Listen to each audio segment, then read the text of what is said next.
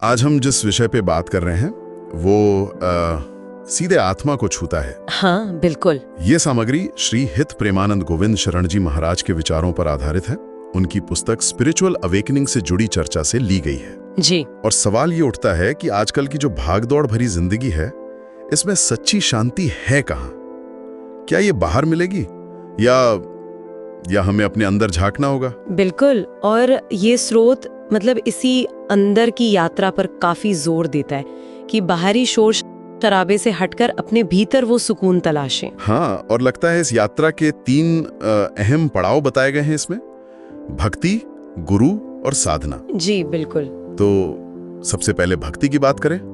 स्रोत में एक दिलचस्प बात कही गई है कि सच्ची भक्ति सिर्फ पूजा पाठ या रस्म रिवाज नहीं है, ये कुछ और है, कुछ गहरा है। सही कहा। स्रोत इसे ईश्वर के चरणों में पूरी तरह से खुद को सौंप देना बताती है।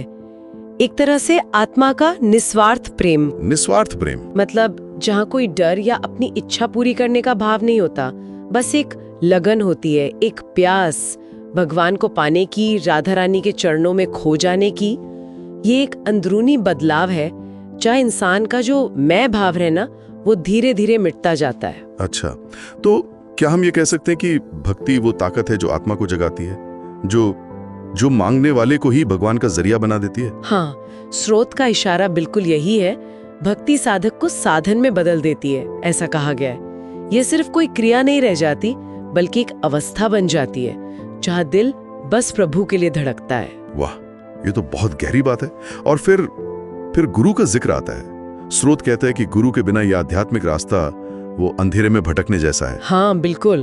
और एक बड़ी प्यारी पंक्ति इसमें: गुरु वही नहीं जो शास्त्र सुनाए, गुरु वही है जो शिष्य को स्वयं से मिलाए। इसका क्या मतलब समझे? मतलब क्या गुरु हमें कुछ नया देते हैं या जो हमारे अंदर पहले से है उसे ही दिखाते हैं? बिल्कुल सही पकड़ा आपने। स्रोत का आशय यही लगता है कि गुरु बाहर से कुछ नहीं थोपते, वो तो बस एक आईना दिखाते हैं, हमें हमारे असली स्वरूप से मिलाते हैं। आईना दिखाते हैं। हाँ, वो हमें बताते हैं कि देखो, मुक्ति या शांति का रास्ता कहीं बाहर की दुनिया में नहीं खोजना है, वो तो तुम्हारे अपने अंदर ही मौजूद है। गुरु की कृपा से ही वो अंदर का दरवाजा खुलता है और फिर वो आत्म साक्षात्कार की यात्रा शुरू होती है। तो गुरु भीतर का रास्ता दिखाते हैं। लेकिन उस रास्ते पर चलना कैसे है? क्या यहीं पर साधना की अहमियत सामने आती है? हाँ बिल्कुल। स्रोत यही कहता है कि रोज थोड़ा समय निकालें, अपने अंदर झांकें। कैसे? चाहे वो नाम जप हो या ध्यान हो। रोजमर्रा की जो दौड़ धूप है ना, उसमें ये छोटा सा ठहराव, ये अंदर मुड़ना बहुत जरूरी है। असल में यही है स्पिरिचुअल अवेकनिंग, यानी आध्यात्मिक जागरण की जड़। और ये श्री नाम जप के बारे में क्या खास बताया गया है? इसे कोई मुश्किल नियम कानून तो नहीं कहा गया? नहीं, बिल्कुल नहीं। महाराज जी के विचारों के अनुसार ये तो प्रेम का एक सरल, एकदम सहज प्रवाह है। श्री नाम जप से धीरे धीरे क्या होता है कि मन की जो गंदगी है, मैल है, वो साफ होती है। चंचल मन शांत होने लगता है और आत्मा का जुड़ाव सीधे परमात्मा से होने लगता है। ये कोई बोझ नहीं है, बल्कि आनंद देने वाला अभ्यास है जो अंदर ही अंदर बदलाव लाता है। तो जब ये तीनों चीजें, मतलब सच्ची भक्ति का भाव, गुरु का सही मार्गदर्शन और रोज की जाने वाली साधना, जब ये सब एक साथ मिलती हैं, तब क्या होता है? तब आत्मा अपने बंधनों से आजाद महसूस करने लगती है, ऐसा स्रोत बताता है। और मोक्ष कोई बहुत दूर की या मरने के बाद मिलने वाली चीज नहीं है।